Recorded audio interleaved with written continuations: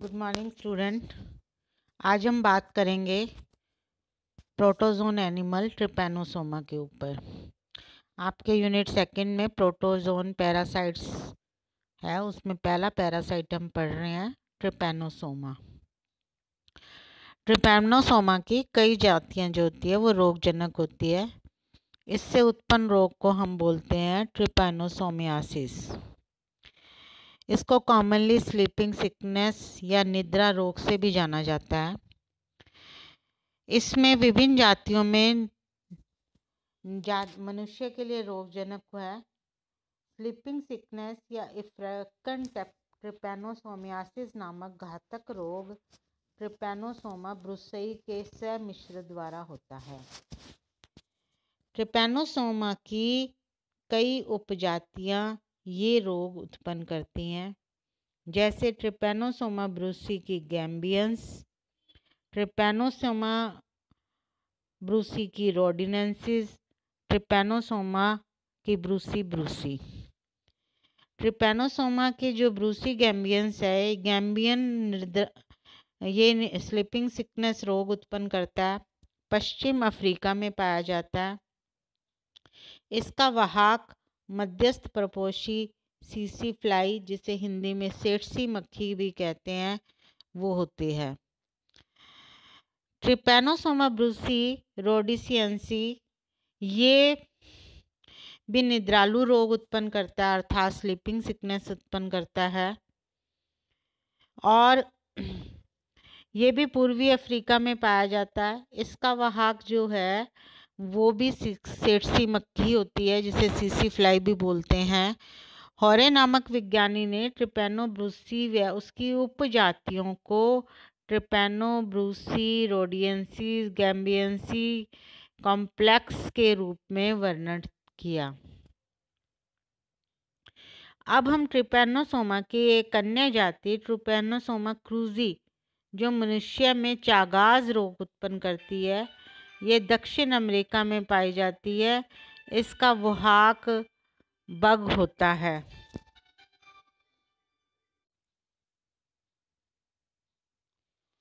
अब हम ट्रिपैनोसोमियासिस, जो कि अफ्रीकन ट्रिपैनोसोमा है के द्वारा होता है, इसमें जो जो पैरासाइट इन्वॉल्व होते हैं उसमें हमने ये देखा।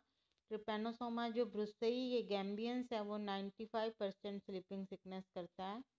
ट्रिपैनोसोमा जो ब्रुसई है उसमें 5% जो केस हैं वो एक्यूट इन्फेक्शन के होते हैं। और क्रूजई का हमने बात किया है, ये चागाज डिजीज़ उत्पन्न करता है। अब हमने देखें कि अफ्रीका की हिस्ट्री में कितनी बार ये महामारी का रूप धारण किया। सबसे पहले तो ये फर्स्ट एंडेमिक आया युगांडा और कांगो में। वो उसमें 1896 और 1906 के बीच में ये फर्स्ट टाइम अपीयर हुआ। फिर दो बड़े महामारी फैली 1920 में, जो कि अफ्रीकन कंट्रीज़ में काफ़ी डेथ के कारण बनी।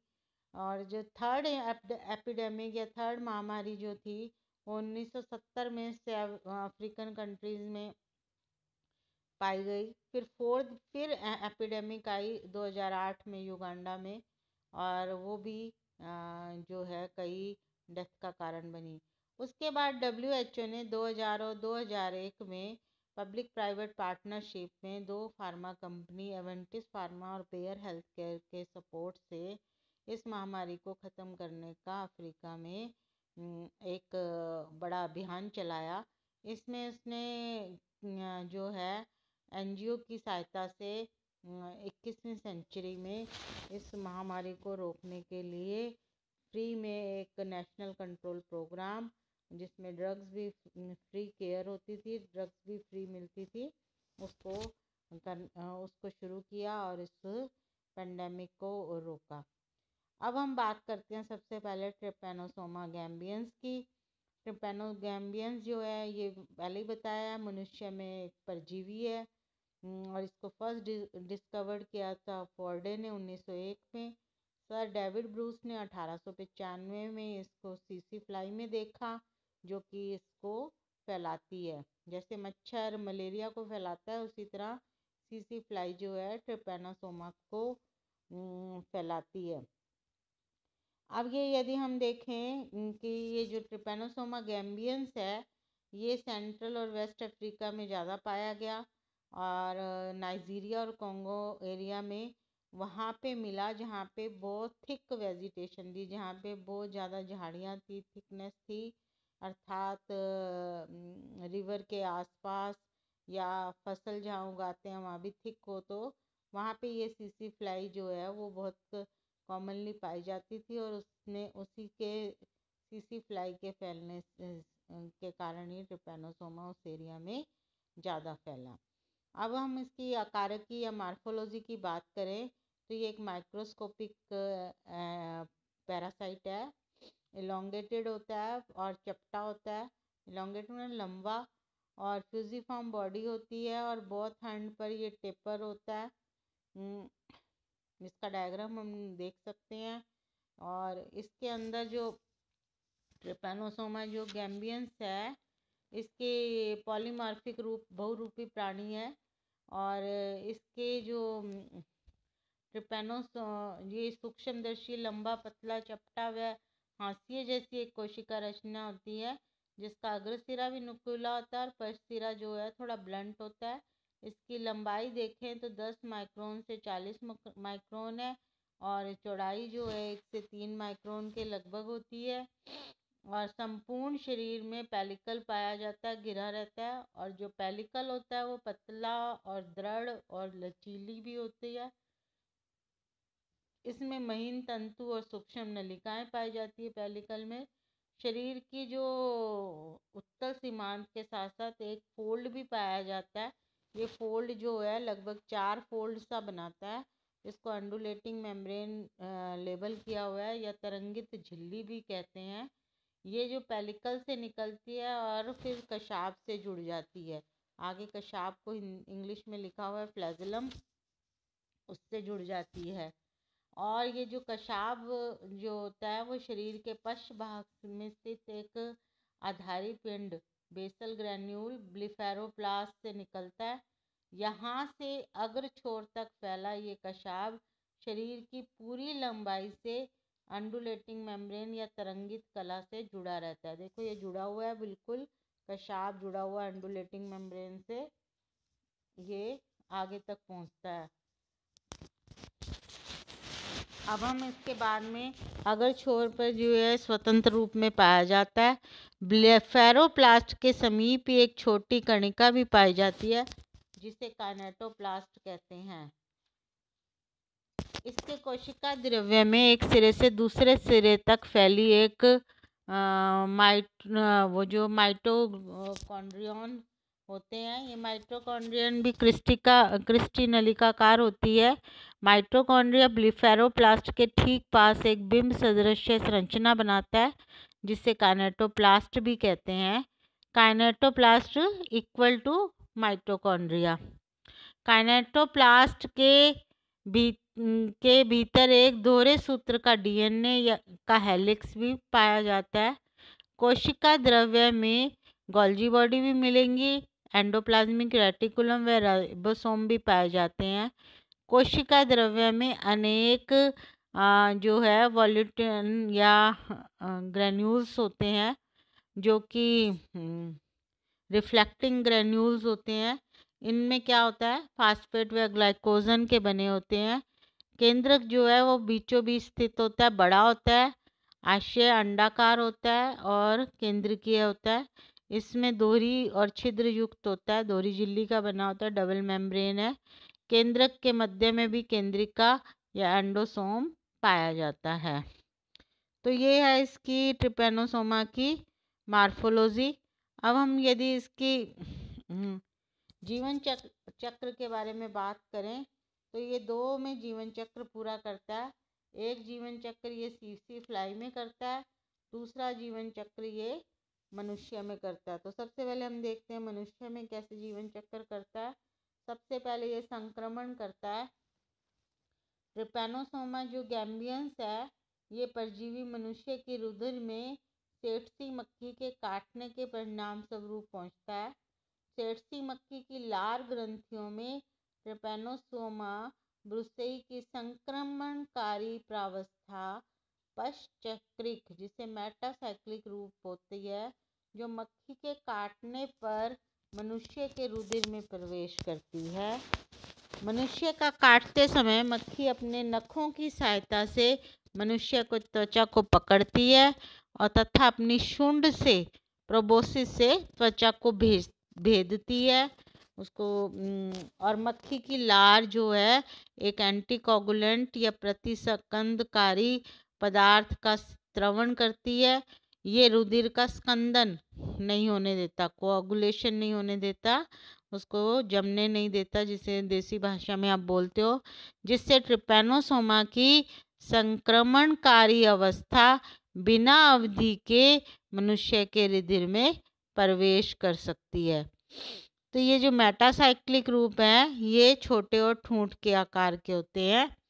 अब ये क्या करता है, गुणन संक्रमणकारी पश्चक्रिक प्रावस्था जो कि मेटासाइक्लिक स्टेज है, ये रुधिर में पहुंचकर पतली व लंबी ट्रिपैनोमेस्टिगोट रूप में रूपांतरित हो जाती है और इस रूप में ट्रिपैनोसोमा रुधिर में सक्रिय रूप से तैरता है तथा अनुदैर्ध्य द्विखंडन द्वारा जनन कर अपनी संख्या बढ़ाता है।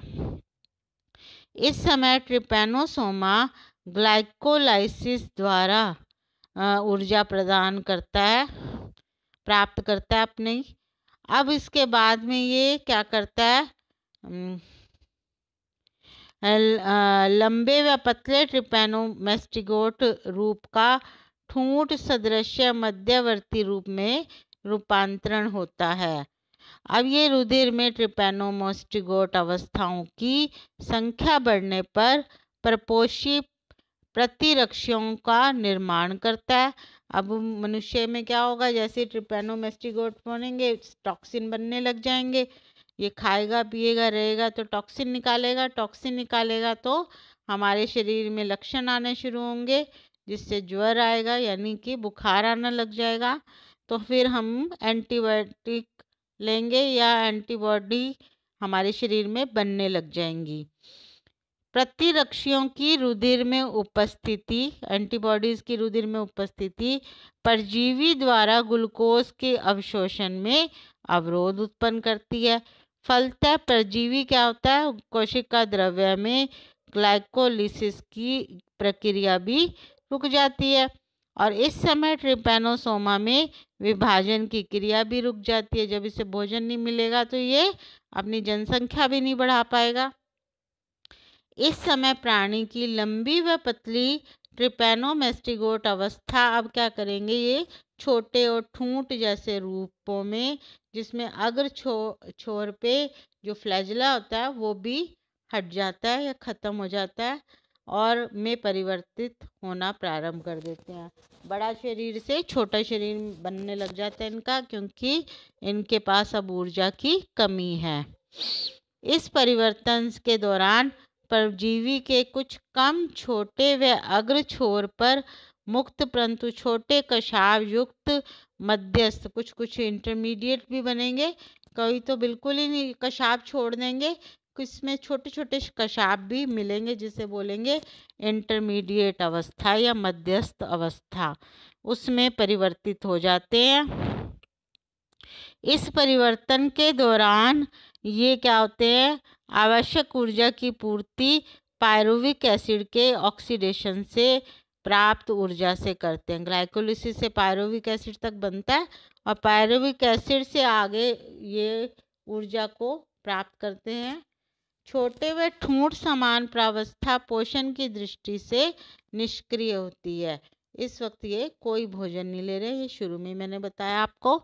छोटी व ठूंठ समान ट्रिपैनोमेस्टिगोट अवस्था का आगे का परिवर्तन अब ये सेठसी मक्खी या सीसी फ्लाई में संपन्न होता है। सेठसी मक्खी में नहीं पहुंच पाने की स्थिति में ये रुधिर में मर जाते हैं। अब हम देखेंगे life cycle in CC fly.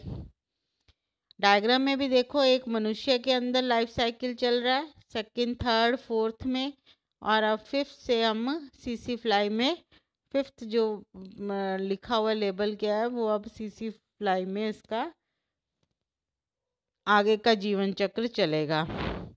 तो सबसे पहले क्या होगा, परजीवी का मध्यस्थ परपोषी में स्थानांतरण होगा, ट्रांसफर टू सीसी फ्लाई। जब ग्लोसिना पेल्पेलिस मक्खी, जिसे हम जेनेटिकली बोलते हैं जीनस ग्लोसिना, और स्पीशीज कौन सी है, पेल्पेलिस, जिसका नाम हम सीसी फ्लाई बोलते हैं कॉमनली, और हिंदी में से सेठसी मक्खी के नाम से जाना जाता है। संक्रमित मानव का रुधिर चूसती है, तो रुधिर के साथ छोटे व ठूंठ जो बन गए थे सदृश्य रूप मक्खी की मिडगट में या मध्यांत में पहुंच जाते हैं। अब दूसरे में क्या होगा, मक्खी की मध्यांत में परजीवी का परिवर्धन होना शुरू हो जाता है, डेवलपमेंट इन मिडगट, ठीक है। सेकंड में सेठसी मक्खी की मध्यांत की परपोषी झिल्ली के भीतर अब इसका परिवर्धन होता है। यहाँ पर ये छोटे व ठूंठ सदृश्य रूप अपना आकार बदलते हैं तथा ये परजीवी लंबे व पतले रूप में परिवर्तित हो जाते हैं। इसके पश्चात इनमें क्या होगा, बाइनरी फिशन, कौन सा, लॉन्गिट्यूडनल, अनुदैर्ध्य द्विखंडन द्वारा मल्टीप्लाई होने लगते हैं। अब अपनी संख्या बढ़ा रहे हैं, और इस समय परजीवी अपने लिए आवश्यक ऊर्जा कहाँ से मिलेगी, ग्लाइकोलाइसिस के कहाँ तक बनी हुई है, इनके पास पायरुविक एसिड तक बना हुआ है, पायरुविक एसिड के माइटोकॉन्ड्रियन में ऑक्सीडेशन से प्राप्त करता है। अब नेक्स्ट है development in salivary gland of CC fly.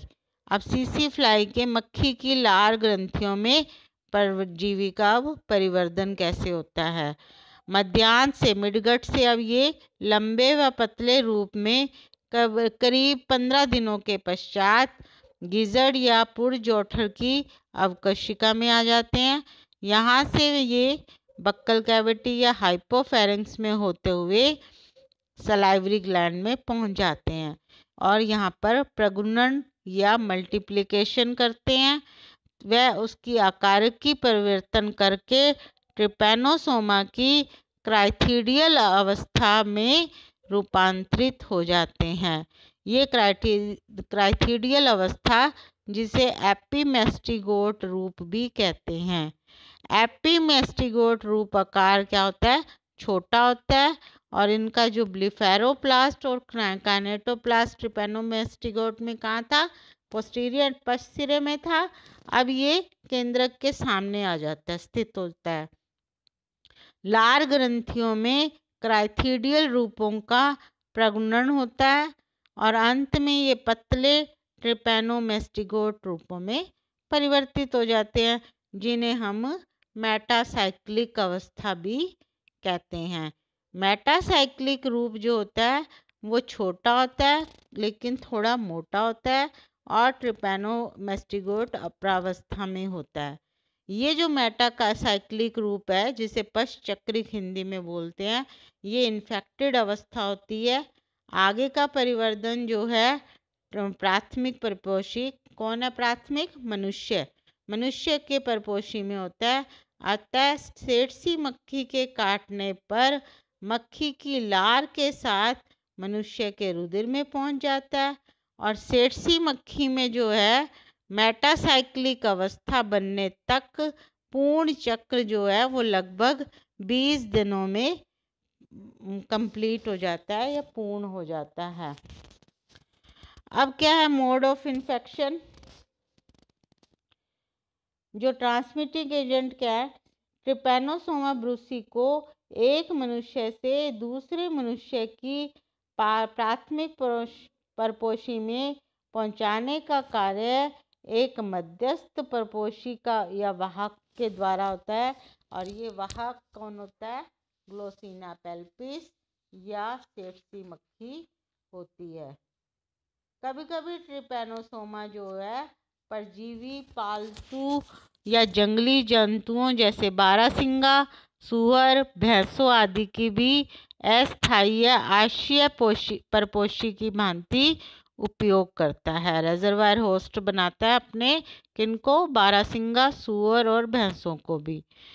अपने स्थायी या प्राथमिक परपोषी के ना मिलने पर ये इन रेजर्वायर होस्ट में, आश्रय परपोषी में अस्थायी तौर पर रहता है और इन आश्रय परपोषी में परजीवी परिवर्धन नहीं करता है। जैसे ही अपना स्थायी परपोषी मिलेगा, कौन है स्थायी परपोषी? से मनुष्य, तो ये सेठसी मक्खी के माध्यम से प्राप्त करता है और अपना परिवर्धन प्रारंभ कर देता है। तो ये आश्रयपोषी भी इसके पास होता है। अब है पैथोजेनेसिस। संक्रमित मक्खी, जिसे हिंदी में रोगजनकता कहते हैं, संक्रमित मक्खी के काटने पर ट्रिपैनोसोमा के संरोपण, इनोकुलेशन कहते हैं, करने के स्थान पर क्या होगा? जैसी मक्खी काटेगी तो खुजली होगी, वे बेचैनी होने लगती है और सिर में दर्द भी होने लग जाता है।